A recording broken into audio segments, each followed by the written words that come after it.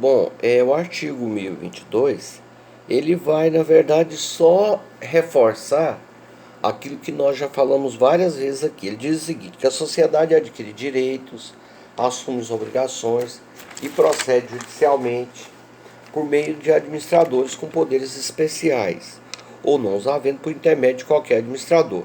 É bom lembrar que a sociedade é um ente impessoal, então ele depende de uma pessoa física para realizar os seus atos. Então, uma sociedade, para ela contratar, para ela demitir, para ela rescindir, para ela comprar, para ela vender, ela depende de pessoas físicas. E é aí que entra a figura do administrador, né? Só que agora nós vamos falar sobre aqui algumas questões ligadas à ordem financeira da empresa para com terceiros, pessoas, né, que estão ligadas à empresa, como o próprio artigo 22 já disse, né, que uma pessoa física assume obrigações para uma pessoa jurídica. O artigo 1023 diz o seguinte: se o patrimônio da empresa não for suficiente para cobrir as dívidas, né, responde os sócios pelo saldo na proporção em que participem das perdas sociais, salvo cláusula de responsabilidade limitada. Essa regra do artigo 1023, ela é muito clara. Se eu tenho 60% da empresa, se o Rafael tem 20% e se a Juliana tem 20%, significa que se essa empresa der 100 mil de lucros, 60 mil é meu, 20 é do Rafael, 20 é da Juliana. Se essa empresa der prejuízo, significa que a empresa, que lá no caixa da empresa não tem mais nada para pagar. Porque enquanto tiver ainda alguma coisa, né, lá no fundo lá das reservas, a gente vai usando, né, para abater os prejuízos. Mas a hora que o prejuízo for, que onde o ativo for menor do que o passivo, é claro que nós precisamos trazer dinheiro para cobrir o passivo, né? Então, de onde é que vem o dinheiro? Está faltando 100 mil. E é isso que o artigo diz. Se os bens da sociedade não lhe cobrirem as dívidas, ou seja, está faltando 100 mil, responde os sócios pelo saldo, na proporção em que participem das perdas sociais. Então, eu dou 60, Juliana dá mais 20 e Rafael dá mais 20 e cobre os 100 mil que está faltando. Professor, mas e se Juliana não tiver? Bom, se Juliana não tiver, eu e Rafael pagamos a nossa parte e deixa ela lá. Professor, mas e se a responsabilidade for solidária? Ah, se a responsabilidade for solidária, aí tanto eu quanto Juliana quanto Rafael tem que pagar os 100 mil. Depois a gente acerta entre nós três. É o caso das sociedades em nome coletivo, que eu vou falar sobre ela daqui mais um pouquinho, né, daqui mais alguns dias. Então, no caso da sociedade em nome coletivo, né, você tem responsabilidade solidária. Como eu já cansei de falar, tenham medo, né, tenham receio quando alguém lhes chamar para fazer uma sociedade onde a responsabilidade é solidária, tá? Vamos falar do artigo 1024. O artigo 1024 é o famoso benefício de ordem. O que o benefício de ordem diz?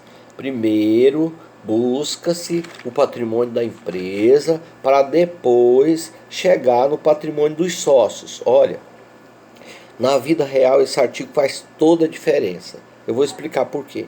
Eu tenho, no nosso exemplo, né, aqui, né, eu tenho os meus sócios, Rafael e Juliana.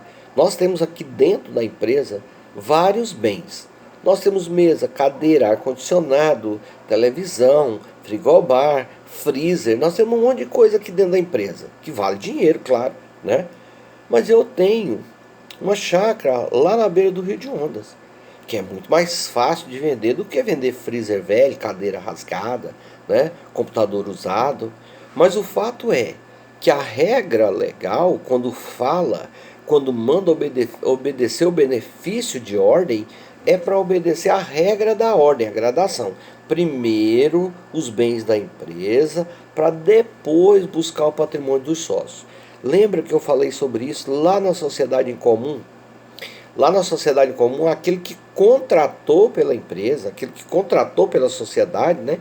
Uma sociedade que não teve registro, aquele que contratou pela sociedade não pode, né, ter o benefício de ordem. Ou seja, a pessoa pode buscar já imediatamente no patrimônio particular do sócio. Na regra geral, lá no direito, no direito do trabalho, lá no direito tributário, nós chamamos isso de desconsideração da personalidade jurídica. A lei deixa, a lei autoriza que o credor busque um bem meu antes de pegar as cadeiras, as coisas velhas da sociedade. Mas enquanto tiver o benefício de ordem, você só poderá buscar a satisfação do seu crédito depois que os bens da empresa forem insuficientes. Provar que os bens da empresa foram insuficientes. Ora, isso na vida real, na prática jurídica, isso requer anos no Poder Judiciário. Porque o juiz vai mandar fazer a avaliação dos bens, eu posso impugnar a avaliação dos bens, depois o juiz faz uma segunda ordem, né, para proceder de novo com o leilão.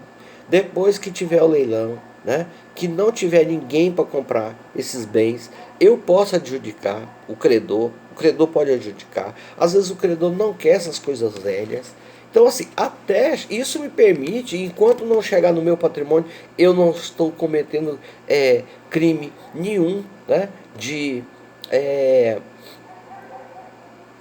fraude contra terceiros, né, fraude contra credores. Então eu posso perfeitamente já fazer o seguinte: tirar tudo que é do meu nome, passar para o nome de outra pessoa, enquanto vira essa confusão, até avaliar, até fazer isso, a não ser que o meu sócio, né, que eu tenha responsabilidade solidária. Aí tudo muda de figura, né? Artigo 1025. O sócio admitido em sociedade já constituída não se exime das dívidas sociais anteriores à admissão. Quem compra ônus, quem compra bônus também compra ônus, né? Então quer dizer, eu vendi as minhas cotas para um de vocês, né? Eu vendi minhas cotas para alguém. Depois de 2 anos, até 2 anos eu respondo junto com ele, tá lá no artigo 1003. Depois disso ele responde sozinho, tá? Então, se eu tiver qualquer prejuízo, tá? E a pessoa descobrir depois dos 2 anos, ele tem que assumir o prejuízo. Afinal, se fosse lucro, ele também queria, né? Isso chama-se risco empresarial.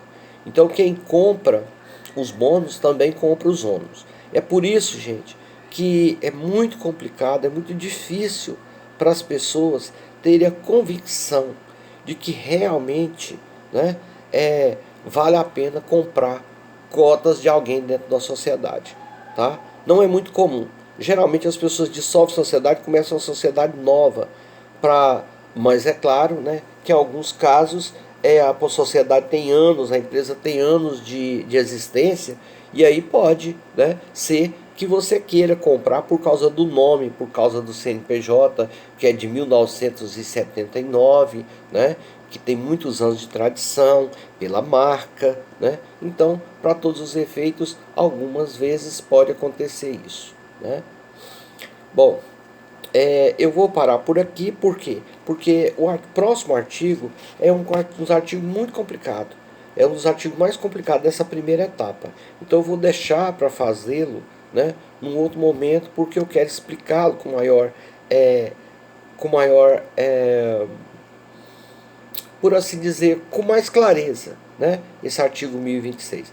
Talvez eu reserve um próximo vídeo já nas próximas aulas para falar sobre o artigo 1026. Eu vou primeiro preparar um exemplo e vou mandar para vocês, né, para ajudá-los a entender melhor, tá bom?